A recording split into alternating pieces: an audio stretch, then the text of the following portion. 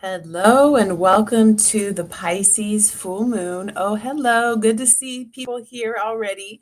Thank you for waiting. So let's just jump right in. So, this full moon, as you know, um, full moons are like the ovulation phase of the moon cycle. And we also want to think back to the new moon, which happened on March 2nd. So the Pisces new moon was March 2nd, 2022. And there was also a Uranian influence to that new moon. So this is what I've done today. I went back and looked in my emails. I looked back in my photos.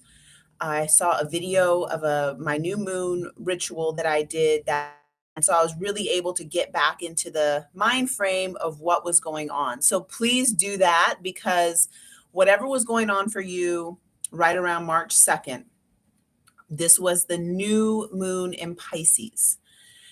Now, today, tonight, tomorrow, this is like the ovulation of whatever that new moon intention was. So an ovulation is a climax moment. And after the climax, we it's like the grand finale of the cycle. After the grand finale, now we start to move into a process of letting go. So it's like composting. I this is okay, so first of all, every single day in our we have a Telegram group. Every single day I write the astrology before 9:30 generally, and give the astrology reading for the day, which is also a very helpful tool because you can go back through the days. It's raining and I have my window open. Just close that. You can go back through the days and read what was the astrology that day. And if you're keeping notes or keeping a journal about that, you can see what was going on for your own personal process. So after the ovulation or the climax, then it's like this integration.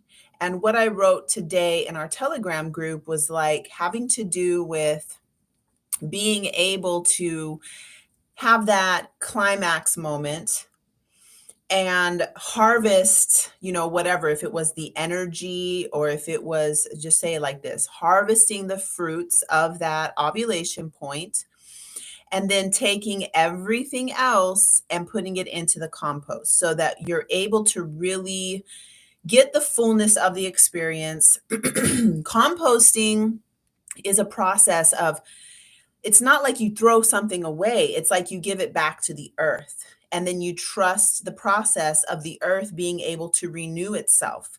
So we don't have to have this idea of throwing people away or getting rid of things, letting things go. It's not really like that. And if you ever decide to start working with compost, you're going to realize that when you put things into the compost, they decompose and they become a source of life for some other thing, for some other project, some other. So take it back, go ahead and go through this process, and then let me just give you a little synopsis of that March 2nd, the Uranian aspect at that time that I wanted to share with you. Uranus was at 11 degrees of Taurus. The sun and moon were at 12 degrees of Pisces.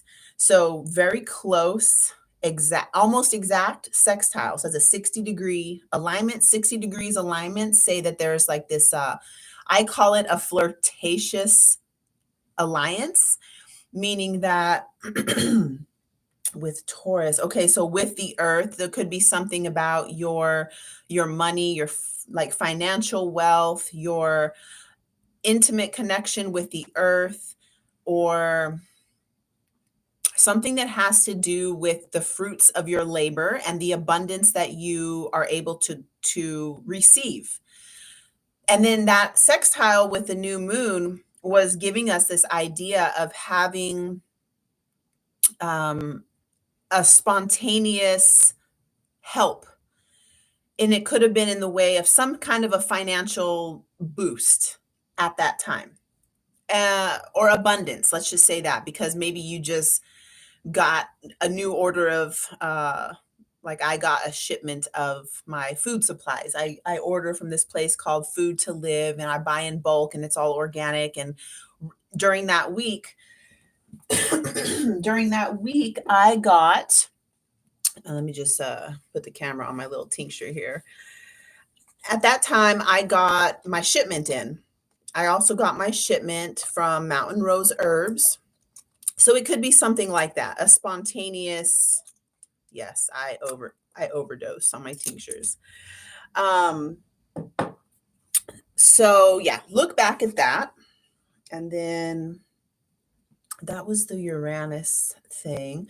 And that was really the main thing. If you can see this chart, it's very interesting the way everything was sort of, oh my gosh, you cannot see that whatsoever. So everything was really bunched up at that time between the South Node and the North Node. There was no other planets. And there's a word for this. I think it was called like in Vedic astrology, they have a word for this when all the planets are bunched in. Oh my goodness, this is not showing up at all. But it tells us that there's like a very intense process that we're going through, that the only way to get out of it is by going through it. So back in March, we were going through something definitely that was challenging. All right, so with all that being said, now we can look at today's full moon. The full moon today is at 17 degrees Pisces, and this happens to be a very important degree point for me personally, because that's exactly where my sun is, right at 17 degrees Pisces. Let me see.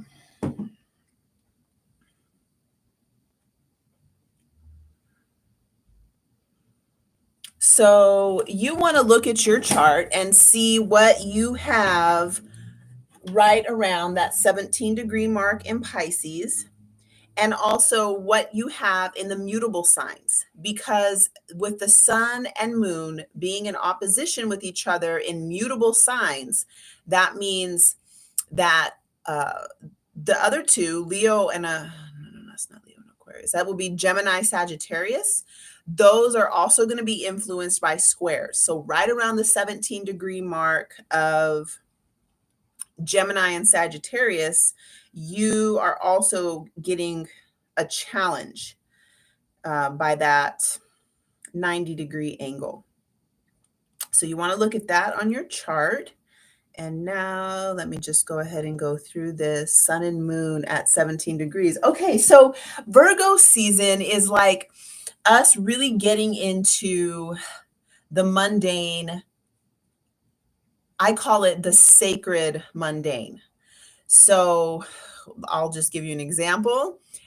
For the last 4 days, what I've been doing is going through all my cabinets, cleaning the insides and outsides, cleaning the ceiling, like getting on a chair and like wiping every inch of the ceiling down, painted everything, applied new countertops, but it's basically like this covering, this like adhesive covering to make the countertops be like very clean and easy to clean. God is in the details. And then there's this other phrase that says cleanliness is godliness. These are Virgo ideas or ideals, I'll say. So during Virgo season, we're really maximizing the use of our spaces, really getting our hands right into crafting our routines. So the way this has looked for me is like really cleaning the places that I'm going to be doing my crafts. Craftsmanship, crafts people. This is where in Virgo season, this is where even if you don't consider yourself a crafts person, there is something that you do that I hope there is. It's been such a long time since I've been in relation with people who don't do any crafts of some sort. Everybody in my life right now is involved in some sort of a craft. So this Virgo season, this is where we're going to be like cleaning up those spaces, making a strategy for us to get all the details in order, to organize our spaces, to be very meticulous with the patterns for how we do our life, like wake up in the it's I feel like over the years, and when I talk about Virgo, it might sound very boring. To me, it's probably the most interesting, wonderful thing about life is to oh my God, you guys, there's a hummingbird right outside my window, just right there. Wow. Hmm. So, really being able to recognize ourselves in our patterns, recognizing that the patterns that we create for our lives are reflective of ourselves. And also that we may have patterns that are not reflective of ourselves. And today I would call this a mentoring session that I had with somebody who is working with medicine that I make. And it was very beautiful because she was telling me about her patterns. And I was able to ask some questions, and she was able to recognize that the patterns that she's living by are standardized. And Virgo season is where we're able to really look at the webs that we've created for ourselves and see where they are standardized and they're not actually ones that we've created, but ones that we are living by that have been given to us or handed down. So, Pisces full moon is the time where we're able to really, what I call it, it looks like this. It looks like zooming out and seeing the whole picture of our lives, but the zooming out is really zooming in from the inside. So if you've ever had a DMT medicine journey or ayahuasca and DMT are the two that I have felt that the zooming out actually looks like it goes this direction. So you're zooming in into the expansive reality of your inner world. And that's what this Pisces full moon is about, being able to zoom in. You don't need those particular medicines that I've mentioned. You really don't. Just going into a hypnagogic state, which is basically right before you're falling asleep, there's a simple technique that you can do where you just push your fingers right here into this little cup. This little cup where if I was going to administer Sananga or any other eye medicines, I would put them right here in this cup. And then, so it's basically that's where you want to push. And you don't have to push very hard. It's just giving a little push on that. And then you start to see the lights and the colors. And you can do that right before you're falling asleep. And that is similar. It's not the same because you can get out of it. Whereas if you've taken one of these other plant teachers, you can't get out of it. And, there's benefits to that, of course. But what I'm saying is you can do this tonight or you can do it now, basically just, push in there in your eyes, get into a meditative state, notice all the patterns, Virgo, all the different colors, and tuning in, zooming in, and having that expansion that ripples out beyond the boundaries of your normal perception, Pisces. So during that time, you might get into lucid like reality. Lucid dreaming is my favorite way of accessing these levels of consciousness because in a lucid, okay, actually in a dream, let's just say this, in a dream, you don't realize that it's not real. Okay, so Neptune's reality. Neptune is our dream consciousness. Neptune's reality is just as real as Saturn's reality, but completely different because Saturn's reality is iron. It has that weight. No, not iron. Not iron. Iron goes with Mars. Saturn is something, is it not red? That's iron. Somebody, maybe if you know in the chat, put that in. I can also just grab my book right there and let's keep this rolling. So Saturn's reality is different than Neptune's reality, but when you're in the dream, you don't actually realize that it's not a Saturn reality. You don't realize that because it is real. It's just a different, is it lead? Hey, Megan, I tried to call you today. Let's talk after this. Is it lead? I'll just flip through here while I'm talking to y'all. So can you look it up and let me know? Maybe you Google it or something like that. I'm going to have a hard time like going into Saturn reality, which is looking at this book and reading words. And then I want to go into Neptune reality and talk about this dream consciousness where in our dream, everything is possible. Thank you. I love you so much. Thank you so much. Anything is possible. And once you've had a taste of that possibility, when you wake up, you're changed. Your consciousness has changed once you've experienced that dream reality. So this full moon gives us that ability to go into the zooming in, expanding consciousness, reaching beyond the rings of Saturn, because Neptune, which is the planetary correspondence to Pisces, is beyond Saturn.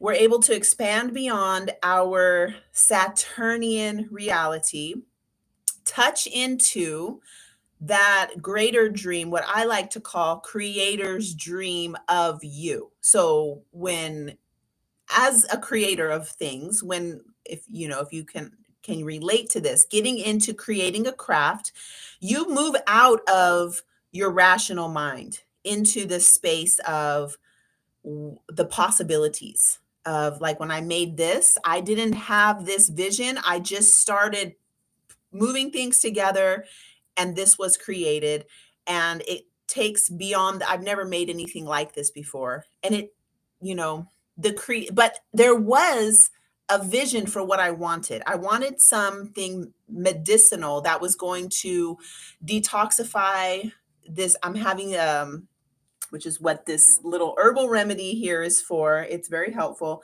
I am having some symptoms of healing in this area. So I had the vision for what it was I wanted to create, but it was not me. It was like creator, the dream, the vision of what wanted to be created, and then this was born. Like that, we all, creator had a vision, a dream, a feeling, a want, a desire. As you were being created, what was creator wanting to create when you were created? We can find that in the patterns, Virgo. We can find that in the patterns and in going into our inner reality, zooming in and expanding consciousness to touch in with that collective sea of consciousness, which is Pisces. Okay, so now while we do have Pisces, see, Virgo sun at 17 degrees, Pisces moon at 17 degrees, opposition to each other, Uranus is at 18 degrees of Taurus. So what that means, they're less than 1 degree apart because Uranus is at 1848. The sun and moon are at 1741. So, okay, so they're 1 degree apart, but it's by harmonious aspect. So Uranus is in a trine, a 120-degree angle to the sun. What this says is that the sun being I think of the sun as the central heart. It is the overall style and flair. It is the pump that moves the vitality, the life force throughout the entire body. In medical astrology, the sun is our our vital force. So the sun does become a major indication for a lot of what plant medicines you're going to be working with and who your plant allies are for your vital force. So the sun in a 120-degree harmonious aspect with Uranus at this full moon is telling us that there is this, I see this as like that helping hand, lifting us into a new progressive, unexpected paradigm shift, because Uranus wants, like Prometheus, who stole fire from the gods, to give humanity a chance at evolution, a chance at expanding consciousness. Right now, with that in the solar sun, that 120-degree helpful, graceful ease of transmission between these two planetary forces, we're able to like lift higher and go into, it's almost like going into the unknown, the unexpected, almost saying and doing things that, oh, I don't want to hurt his feelings, so I'm not going to say that, but it's the truth, because Uranus has to do with truth. A lot for me has had to do with the impacts of colonization. So no matter what your complexion is, everybody is indigenous to somewhere. Okay, so this has been really huge for Uranus in Taurus, is all of us finding our indigeneity and being able to reclaim the wisdom, the information. So information becomes wisdom. When it's in our body, it's in our bones. So we all have that indigenous wisdom within us. Uranus being in Taurus has been flourishing that, bringing it back up through the leaves and the flowers, through the fruits of the earth, where Saturn, who's been in Aquarius, has been through the bones, bringing it up for us to innovate upon the ancestral wisdom. Uranus and Taurus is giving it to us in the fruits, in the grapes, in the, in these the delicious earthly delights that come up on the surface. So it's like my friend today, I spoke with my friend for 2 hours. It seemed like 30 minutes. I had a lot of phone meetings in the last 2 days. While we were talking, something that she said that really hit me was that I'm really hearing the earth. I'm really hearing the earth and answering and responding. And I'm questioning myself, like feeling like, what are you doing? Why are you driving 19 hours to go collect cedar to build your lodge so you can do a 4-day journey out in the middle of nowhere? But, like the indigenous ways, which are in us, are speaking. And for some people, the response that they're giving, okay, that's completely up to you. How have you been responding to the earth speaking to you? Okay, Megan has confirmed Saturn's metal is lead. So Saturnian reality is very what I think of the pelvis, weighting us down, bringing us close to earth, humble, hummus, close to earth. That's Saturn.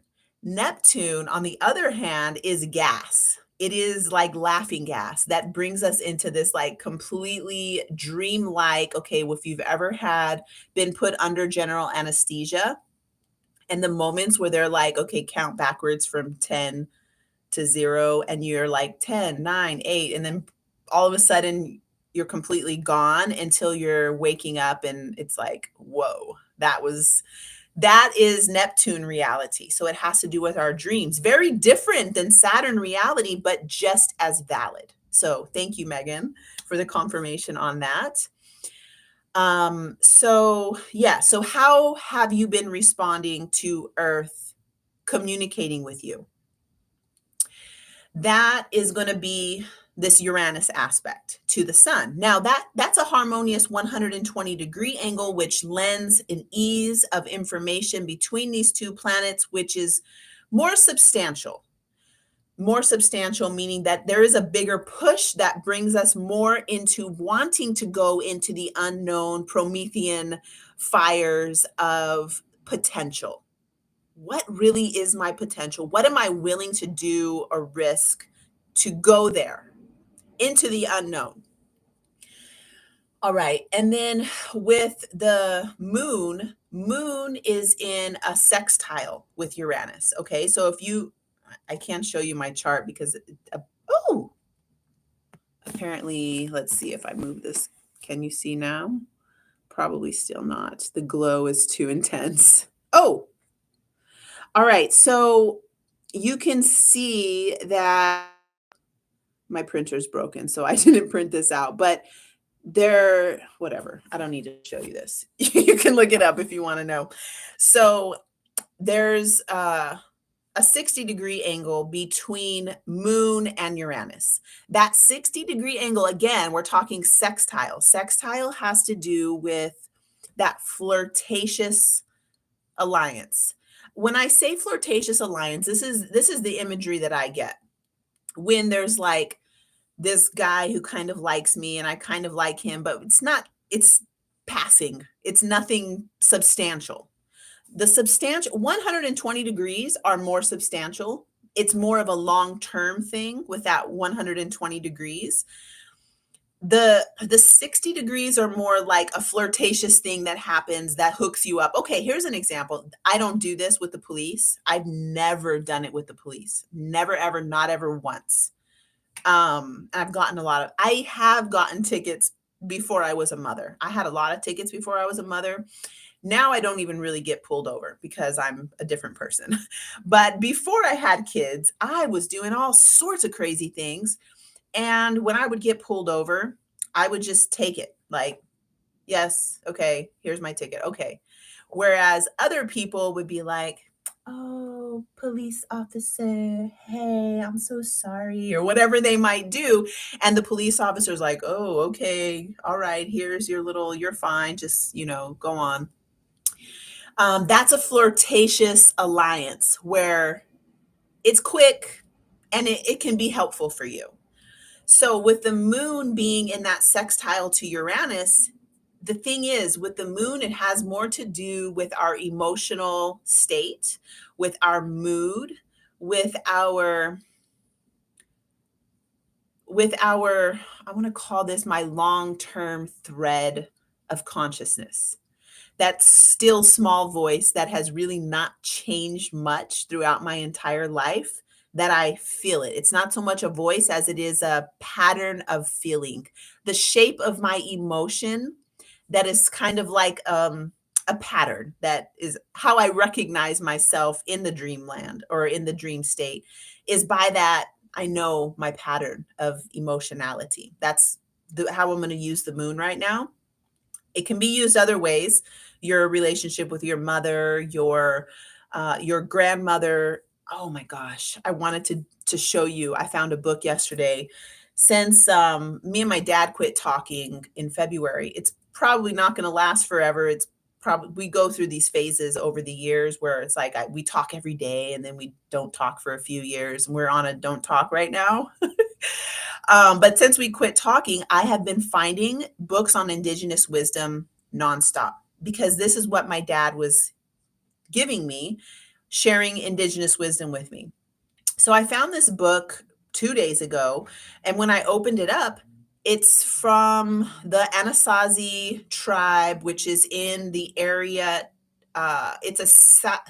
You know how in our country of you can call it Turtle Island, you can call it whatever continent you want to call it. Before colonization, this lower half was all indigenous to what we now call Mexico. So the Anasazi tribes were in that lower portion, but now I feel like they're more in Utah, because that's the first time I heard of that tribe is when I went to Utah this year.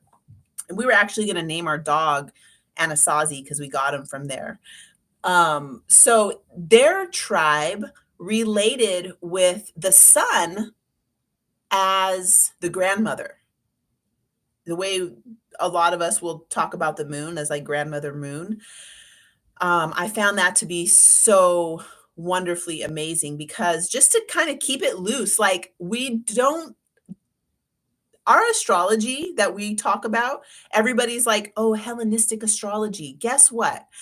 They were not the first ones who even created astrology, but they're the ones who have taken most of the credit for a lot of the techniques. And also I love the techniques that I use a lot of these techniques just to keep it loose in your mind, that the ancient Kemets had astrology, the Mayans, what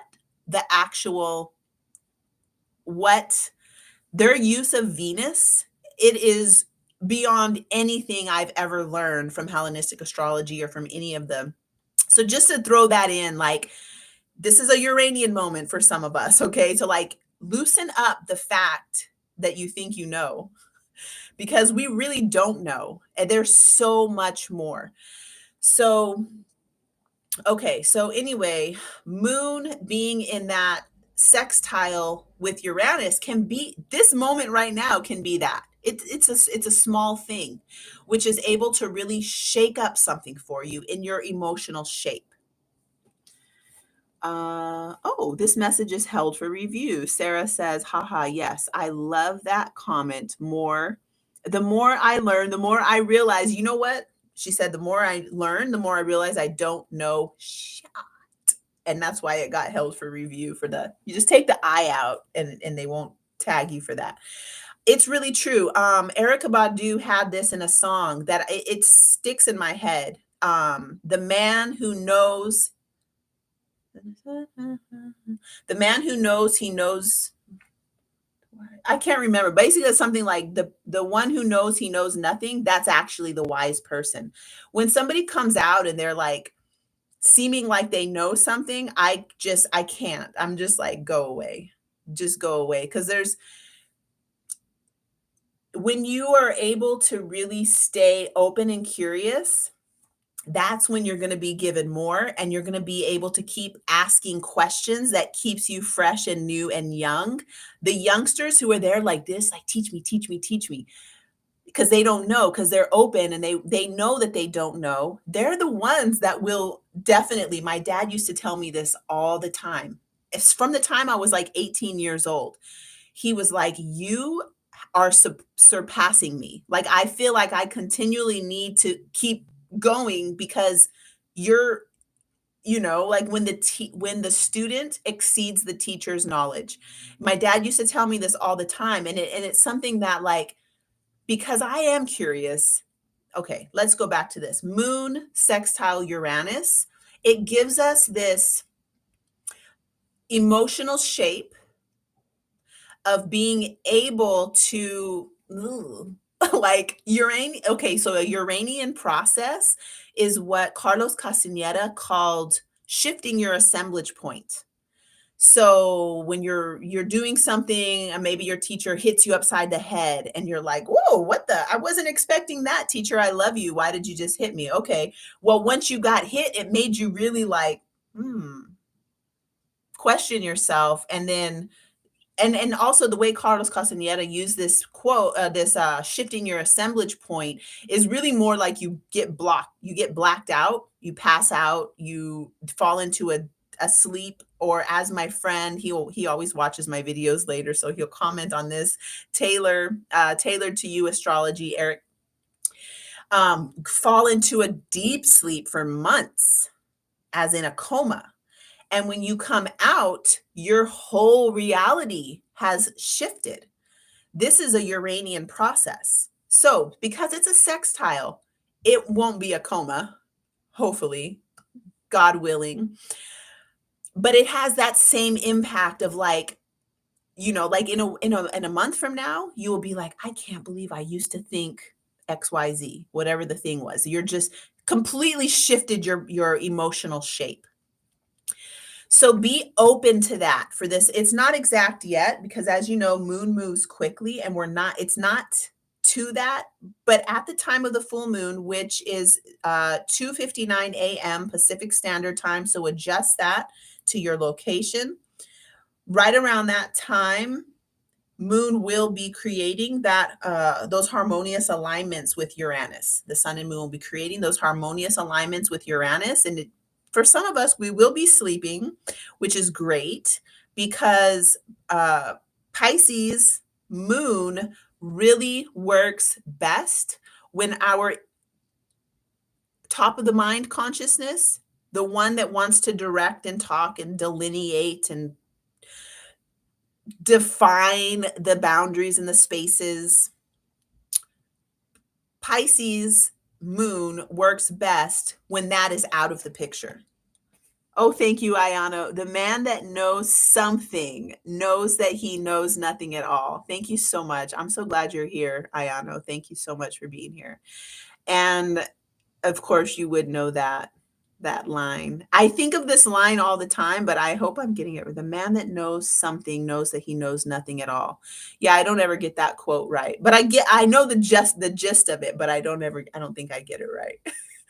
Something else I want to just drop in right now when I'm looking at Ayano's quoting Erykah Badu here is, Pisces moon is also a really good time. This moment happened to me where I was like, why do you need to be so scientific and be able to like get to the point and be so daytime reality, linear reality?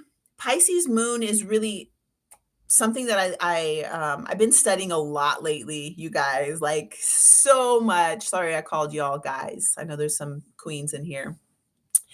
And kings. So I've been studying a lot with indigenous people. And I'm so grateful. Like, I feel like if my dad hadn't have been taking this pause from our relationship, I would not have seeked out this wisdom from indigenous people because he was the link for me to connect. He belongs to a tribe and he's very involved in all the ceremonies and rituals, and anything I need to know, he's the one. If he doesn't know, he can call somebody and give me an answer in 2 minutes. So since we're taking that break, I've connected with the Mayan Wisdom Project, and that has been the hugest leap for me.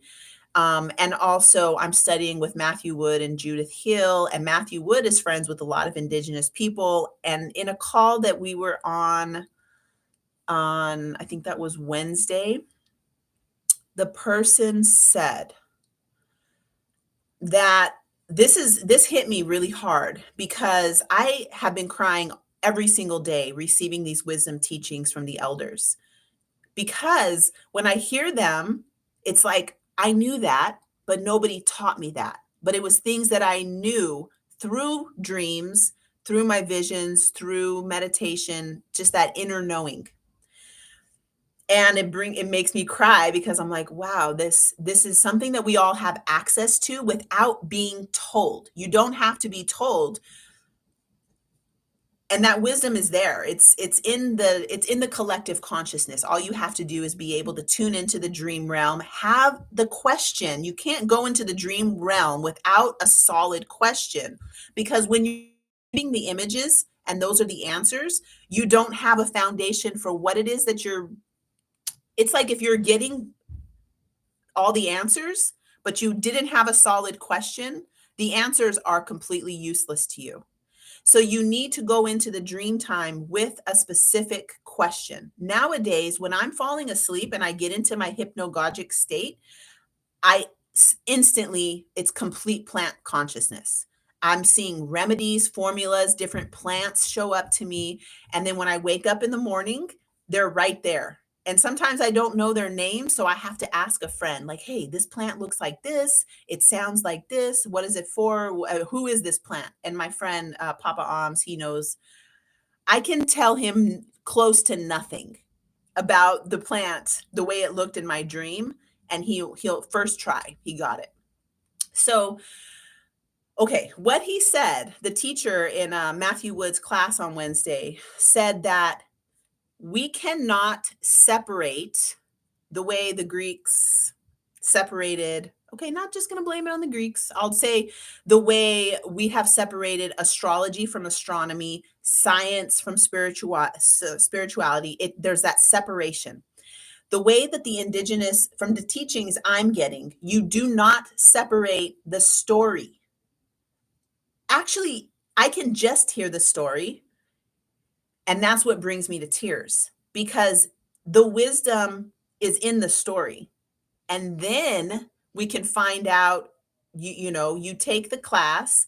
What my the person who's teaching me currently said, oh, you're 12 Tihash, this is the doctor, you are the healer.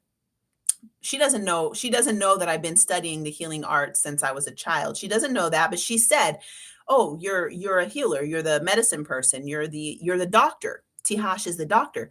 But you still have to go to medical school. You still have to take the classes. You cannot call yourself a doctor until you've accomplished and finished these certain things." So, along with that, it's like just ask yourself this. Where are you more concerned with having the scientific linear answers? Where are you attached to that and why? This leads me into want to talk about Pallas Athena and choosing to be a motherless woman, to be completely disconnected from the grandmothers and from the wisdom of the women. And this is a path, and there's nothing I can say bad about it because I also was completely in that for years in the Navy. So now the other side of that is, can you just listen to a story and absorb the wisdom from that story and let the story draw the indigeneity out of you? Because they're in the story, that story is in you somewhere, and you're able to like understand the wisdom without needing the specifications of all the scientific things.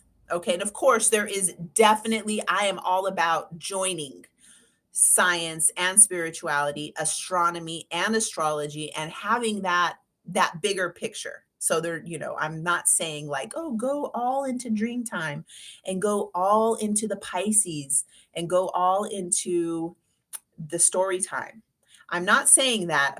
And most people are more on this side of Virgo, linear, concise, pattern orientation to picking out things in the pattern, and more over here, that because this is what we have been polarized to, and polarized away from the dream time and away from those Piscean qualities. Actually, if you go on in any of the social media right now and look up Pisces memes, you're just going to see this mess of like drunken confusion. Speaking of confusion, I want to also mention that one of my mentor for astrology, Daniel Jamario, one of the things that he always brings up with Pisces and Neptune is that confusion is an antidote. I don't know what to. Confusion is an antidote to thinking that you know something. Confusion will let you know that there is this whole sea of consciousness that you will never ever be a master of. The person who taught me Ayurvedic medicine when I was in India, he was probably about 45, and he was fifth generation Ayurveda doctor. So all of the men before him were Ayurveda doctors. And I could really relate to this.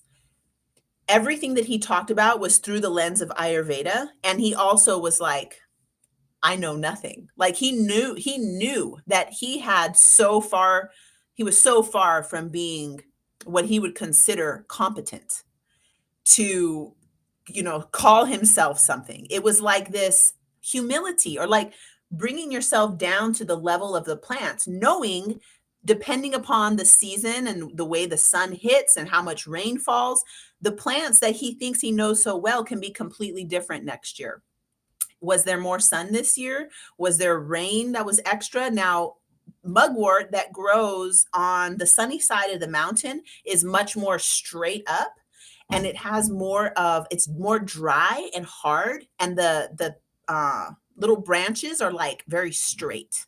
So that mugwort is going to be different for you in your medicine than mugwort that was grown on the shady side of the hill, which the leaves are more like falling out to the sides, and it's a shorter plant. It doesn't shoot straight up.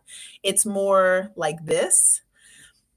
So like that, whatever it is that we are, I'm back here on this Virgo Pisces axis. So I hope you're following me. I'm back on this Pisces Virgo axis. Whatever it is that you are delineating in your Virgo season to strategize and make proficiency and have all these things, like, yes, just remember that everything that you know can change in an instant, especially with these harmonious alignments with Uranus. So we need to be really like, keep that beginner's mind. Okay, I'm going to read some of the comments, and then let's see if there's anything else I want to. Oh, yeah, there is something else I want to say. So today, being September 9th, I think at this time it's 4:57. I think Mercury is retrograde by now, or is that later on today? This chart hold on, let me just look at this chart. Mercury will be now in.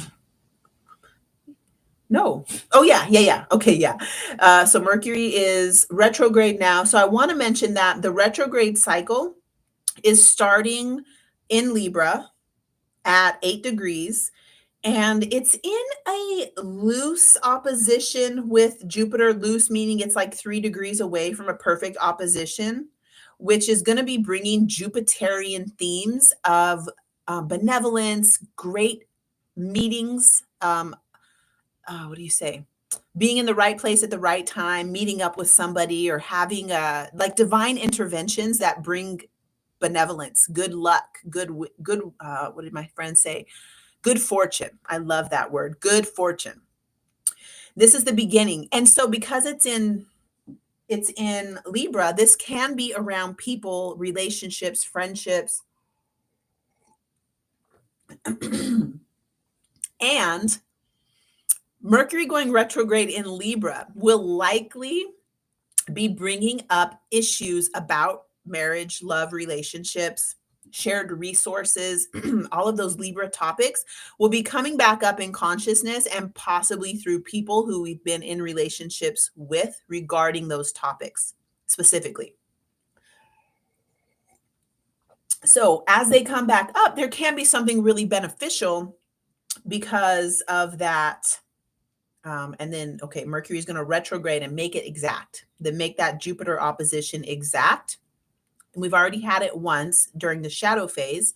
Mercury will go back into Virgo, and then it's going to come back and hit that opposition again with Jupiter. So this Mercury retrograde has a very Jupiterian signature to it, which to me, I'm like, okay, good. So when the people or the issues or the situations come back up, it's beneficial. There's something to learn in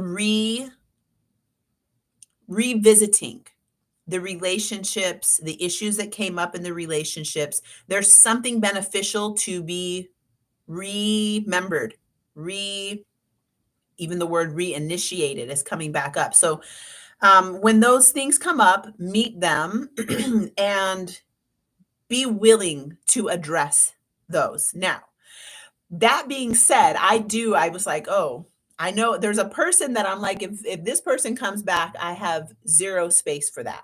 And make sure that you're so some relationships with the Libra, we have learned that there are some things that we were wanting to have the intimacy, regardless of how much there was. I'm seeing this like negative affiliation or affinity. We didn't have an affinity, but we wanted something. We wanted the intimacy, the closeness, the benefit of what that relationship could bring us. And now, as some of these things will come back, and we can also stand firmly in our saying yes to ourselves. Like, we learned something in the earlier part when Venus and Mars were doing their, for like 3 months, being so close to each other in the early spring. There's something that we learned about ourselves in relationship. And there's some things that are a hard no. And if those come back, you can definitely, you don't have to revisit that, because there's something has changed in you that you know that is not, you want to be in relationships that feel there is an affinity there. So just, say yes, except for the times you need to say no. And you'll know the difference. So you're like, is there something that I was hoping to get from this that I can get it another way? Like, don't use people, basically. Don't use people to get your needs met. Get your needs met. And the people, the relationships in our lives are for, just like plants, just like our relationship with the earth. We don't come over here and start doing stuff to the earth to get our needs met. If I see, say I like stumble upon blue lotus growing in this wet place, and I'm like, oh my God, a blue lotus, I must take it. But I go to it and I realize it's the only one there and it's such a rare thing. No, I don't use earth to get my needs met. It's a co-creative, reciprocal relationship. So we want to address people the same way. Don't use people to get your needs met. There has to be, and I was talking about this today with my friend, when I go to Kauai and I have friends there who they're not trying to get something from me. They're not like, oh, there's Anjani, let me find out what medicine I need. Or there's Anjani, let me see if she'll look at my chart for me real quick. They're like, hey, there's Anjani, let's invite her over to our party. Let's see if she wants to come over here. And there's a different engagement with that, where it feels like actual friendship, as opposed to what can I get from you? This is a colonizer mindset. And I've been guilty of it myself. So I'm not trying to be like standing up here like, oh, don't have a colonizer. We all have it because we have been colonized. So just noticing where your relationships are to get something, or if you're being gotten. If there's something that do your friends call you just to ask you about astrology or herbs, or to read your cards for you, or to whatever? That is no. That's a no. Okay. My friend called me today and it was nice. We both, it was like like, I was so grateful to hear about her vision quest. 4 days for 4 years. She's been doing this vision quest once a year. And I got so much from our conversation. And she was like, oh, I'm in a 7-year cycle, I'm 56. And I was like, oh, she's in a Saturn return. But I didn't feel the need to be like, oh, you're in a Saturn return and blah blah blah. I didn't do it. And we just shared, we just went, it was very beautiful. And I realized that, like, I don't have a lot of relationships like that. So this Mercury retrograde is going to be giving us the opportunity to recognize where we are in reciprocity with our food, with our ways that we acquire resources, with the people that we love. Okay, my mentor Daniel Jamario also said this last week in our mentorship call. He was like, so Anjani, looking at my chart, knowing that I have Taurus rising, but I also have my Venus in Aquarius and my moon in Cancer. So the Venus and moon position are going to be things that feel good to me. And Okay, so when you're in relationship, are they going for the information? They wanna know something, so they connect with you to know something? I'm like, "Yeah, mostly." That's mostly how my relationships are. He's like, "No, you're in this Uranus initiation right now and on in your first house, going more you need to be doing things that are reaching you towards your rising sign, which for me is to receive. So for someone to call me up and be like, "Hey, girl, let me read your cards for you." And I do have one friend like this. She's an Ifa priestess. She's amazing. And she does just call me and be like, "Girl, I got to tell you this. I had this vision for you." And she's giving me, and I'm just like, what the fuck? Like, this is so rare for me to have a friend who is just wants to give to me. And then when I'm like, oh, when I give something back, she's like, oh, thank you. Like surprise, like I wasn't expecting that. So we're in it's reciprocity and it feels very different. So check for yourself where your relationships are a two-way street, where your friends are also like wanting to give something to you. Oh, I thought of you today. Oh, sending, my friend Marie, she'll send me pictures or she'll send me, she's giving something to me. And so just check that. So with Jupiter making this, we're going to have 3 hits of this opposition between the Mercury retrograde and Jupiter, who's also retrograde in Aries. Very much so working on also our ability to direct. So I'm pointing to my mouth, but it's our eyes. Aries is our eyes being able to have the perception. So when you look at something, you illuminate that object with the fire in your eye, and you're able to then say it. So the Mercury retrograde in opposition to Jupiter is being encouraging us to speak those truths that we are seeing with our eyes. So we're going to be able to say some of that stuff and remember this, that nonviolent communication. Everybody is innocent. They don't realize they're probably not thinking what you're seeing or what you're thinking. And if you start to build a story and start to believe your story without saying it in a way that offers space for the other person to like communicate authentically and be vulnerable. Vulnerability and it's a two-way street. I'm being vulnerable right now by saying something to you and receiving the messages here and being able to like see what your response is going to be. Vulnerability doesn't mean I just spilled out my heart and I wasn't willing to hear what your response was. So the nonviolent communication comes in very handy with Mercury retrograde in Libra, making opposition to Aries, Jupiter in Aries. So just for a little recap, the nonviolent communication premise is that everybody, yourself, myself included, we are innocent and we are wanting to have some emotional needs met. And we have been trained to get those needs met in certain ways that are not the best. So we'll often project onto the people in our lives and we'll say things like, oh, well, you never, blah, blah, blah. What we're going to do is turn that around and, oh, I feel this way. Okay, so now I'm going to say, hun, sweetheart, friend, I'm noticing that I feel afraid that you may be XYZ. Would you be willing to have this conversation with me? And, let's clarify some of these things. That's not the exact model, but it's weird to use the exact model. It feels a little bit inauthentic, but please go review nonviolent communication model and implement some of those skills during this Mercury retrograde. Also, because there is a Pluto interaction, you don't want to be throwing people away. You never want to throw people away.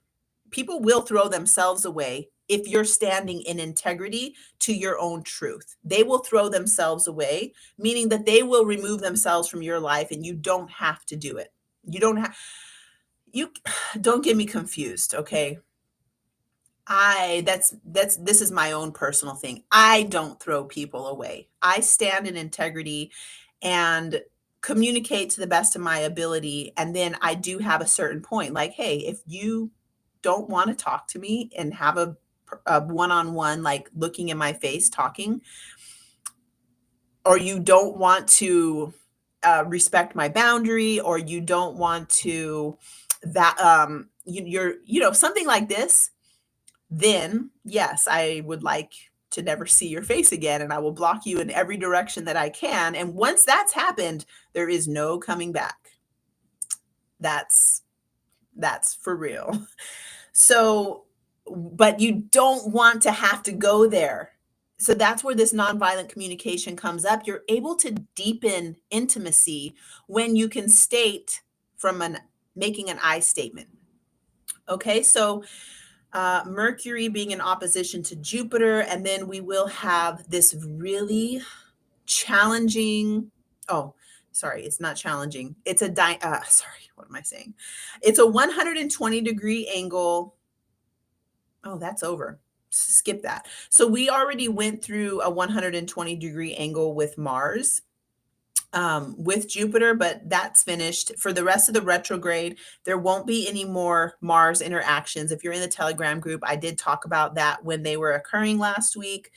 And now Mercury is going to go back into Virgo. So that the two main aspects that we're going to be working with now that the Mars piece is finished is going to be Jupiter, good luck, good fortune, good ideas. And then the Pluto aspect, which we're going to have two more hits of those. We already had one during the shadow phase, and it's a harmonious alignment between Pluto in Capricorn and when Mercury goes back into Virgo. So what this is going to do is going to be bringing more of our personal will. I was with my mentor last night. Give thanks for all these mentors. I have been I feel so blessed. I was with my longtime mentor and teacher for macrobiotics and Zen Touch, and he taught herbs. One of my teachers for herbs, one of my teachers for body reading. He's the one who really body reading. That is a whole Pisces wisdom that I learned from Seymour Copeland. You can look him up. But last night when I was with him, something that oh my God, I forgot what he told me. Hold on, let me go back to this Pluto thing. So Virgo being in a 120-degree alignment with Pluto. Mercury going into Virgo. So making a harmonious alignment with Pluto.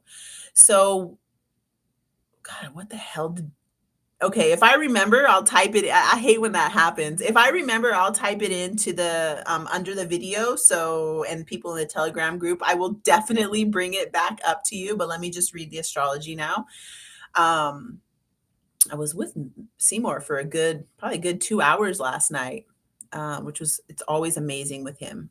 He's incredibly intuitive, like super, super on his Pisces things. All right. So when Mercury goes back into Virgo and we got two more of these harmonious alignments with Pluto. Oh, that's what it was, the Kanda. So he's a Tai Chi teacher also. And what he calls the Dantian or Dantian, I think he says Dantian. And then in Tantra Yoga, we call it the Kanda. And then he mentioned one more word, which I'm holding on to that space that's right above my pubic symphysis. This is a Venus. I think they call it there's like one phrase that calls it like, I want to say like the pad of Venus or like something like that. But basically that space right above the pubic bone, where it's like in Tantra Yoga, which is what I'm most familiar with, they think of it like a bulb. So if you plant a bulb in the earth, but all the vitality and the whole future of the entire plant and the blooms and the leaves relies on that bulb, which is called the Kanda. So we have that in our bodies. And this is Pluto. This is your place of power where you're able to regenerate yourself, resource yourself, regenerate life, have your creative life force energy. So, a lot of the practices in Tantra Yoga are connecting the awareness in the pineal gland down into that khanda and then bringing the information from that root bulb all the way back up to the vision in your pineal gland. So we're constantly going, and the heart being, again, the sun. So with the Virgo coming in, we had two more hits of Mercury in Virgo making a harmonious alignment with Pluto. So we're going to be able to really regenerate pieces of our awareness and how we strategize with the truth of our source power. Meaning that if creators dream of you, and it's not to say that there is one destiny, that's the thing that you were made, that creator was dreaming of making I'm going to use mine with the 12 tihash. Creator was dreaming of making this healer, medicine person, doctor of whatever, healing. That's not like the destiny is immovable. It's not like that, because in every moment, it's like right now, my destiny and my life purpose is to be here connecting with you. And the things that I'm saying would be different if you weren't here. I promise you that. The things that I'm saying would be completely different if you were not here right now. Like that, our destiny is changeable depending upon my eyes looked that way. I saw this thing and this thing happened. It rained a lot. There was a mudslide that went this direction, and the flower that was going to grow didn't. And then, like, it's that changeable. And there is a primary pattern that is built into your cheekbones. It's built into your wrists, the ways that your hips move. Do you flex a lot? Do you not flex that much? Are your knees, do your knees rotate in this kind of way? All of those things are your primary pattern, which it's like, obviously, you were built for something. So as this Mercury retrograde hits up with Pluto, it's like a remembering of the primary pattern, but also being able to find the power of, oh God, did I just say that? The power of now. Mm-mm-mm. I've never read the book, but my ex-husband gave it to me, and that's probably why I didn't read it, because I hate when people give me books. I'm like, what do you think I need this for? Get out of here. But yes, the power of now. So I'll stop there, I believe. Okay, so Sarah, I love you. She said, wow, that makes so much sense. I'm not sure what that was in relation to, because it was a while ago. And then Ayano said inherent earthly wisdom. So that's probably in relation to talking about Taurus in Uranus in Taurus, and then that when I was on that little riff of Saturn being in Aquarius and just innovating upon our ancestors' traditions, and then Uranus being in Taurus, which is giving us the taste of Mother Earth's information. She's telling us something, and we taste it in the grapes. We taste it in the medicine that we're making with our food. We taste it in just in the air. We're picking up that information, and then how we're responding to that. The power of now. Yeah.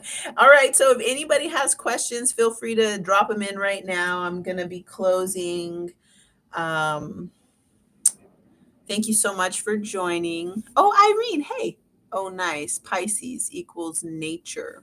I think of Pisces like the inner nature, like the inner wilderness. Pisces to me equals equals ecstasy of life, death, grief. It's like the whole completion of my nightmare and my orgasmic dream, the wholeness of that, and being in acceptance of all of that. Yeah, spirit, definitely being in acceptance of the whole of consciousness. All right. Well, thank you guys so much. I love you. I appreciate you. It's so good to be on here live. Let me know what you're doing for your Pisces full moon. If you're doing any rituals, or please go back and do the first thing I mentioned in this video, which is go back and see what was happening, because I'm formulating my ritual for the Pisces full moon around what was going on for me in March, which was the dissolution of a friendship that I thought was it. And during that time, also, really, I made an offering of a very expensive, valuable 24 karat gold plate. It was wrapped in gold. It was a veracite, a crystal that my son's father had given me, that I didn't ever want to wear it because of the relationship, that I like don't want to wear it, but I also didn't want to give it away or sell it because it was so beautiful, and it was like, ugh. But I gave that as an offering. So now during this full moon, the celebratory climax for me, like the ovulation point for me and my ritual, is going to be around that dissolution of whatever it was in me that let me be close with people who I don't actually have an affinity with. It's something that I have Venus in Aquarius, and it's like I love people who are completely strange and different than me, and also just wanting the intimacy at all costs. Like, even though I don't necessarily agree with something that the person stands for or something that they do. So that's for me. And so for you, go back and see what you were doing on March 2nd, and then create something ritualistic for you that is a completion of your Pisces moon for 2022. Okay, Sarah says, my Saturn complex has me running amok and packing like crazy to get me to slow down. I got a chest cold. I got medicine for you.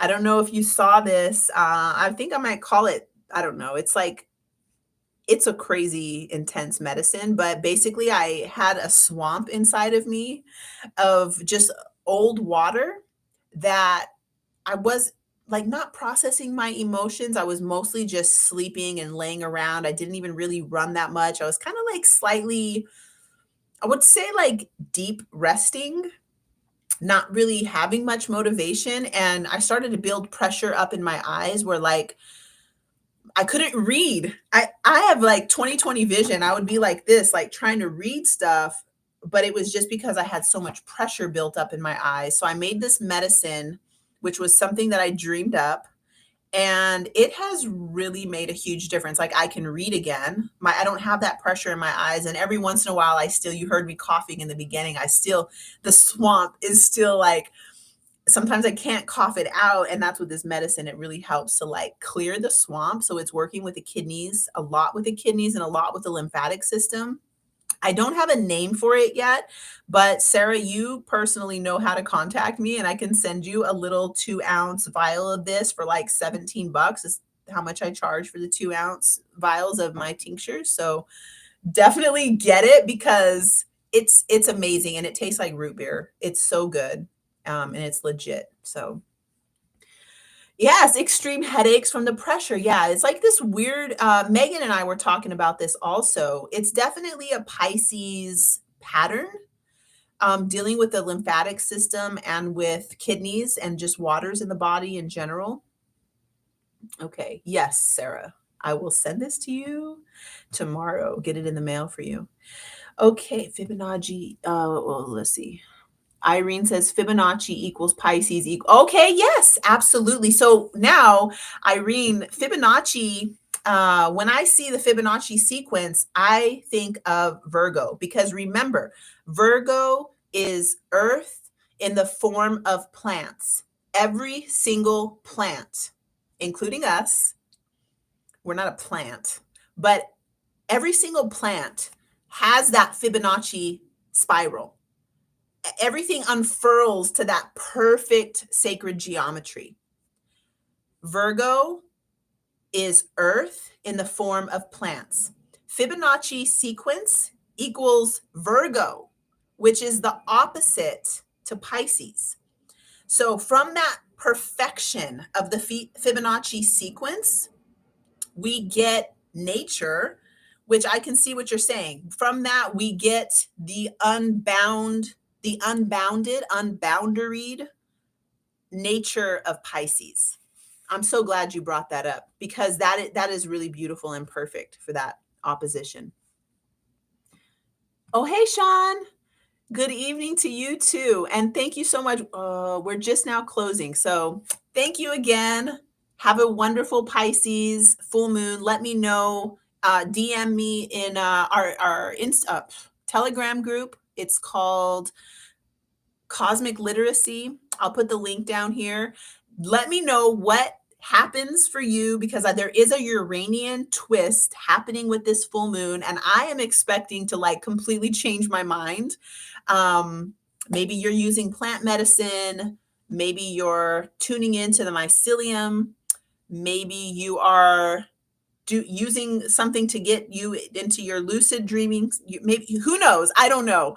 I know what I'm doing, and I would love to continue that conversation in the Telegram group, or you can even just message here and let me know because it's just really good. Even if you just write it in your journal, if you don't want to tell it to everybody, or you can DM me privately because I do like to, for my own database, to like, oh yeah, to remember what happened. So, okay, I'm going to close this now because we're going to be here all night. I love you. Thank you. And I look forward to connecting with you again soon.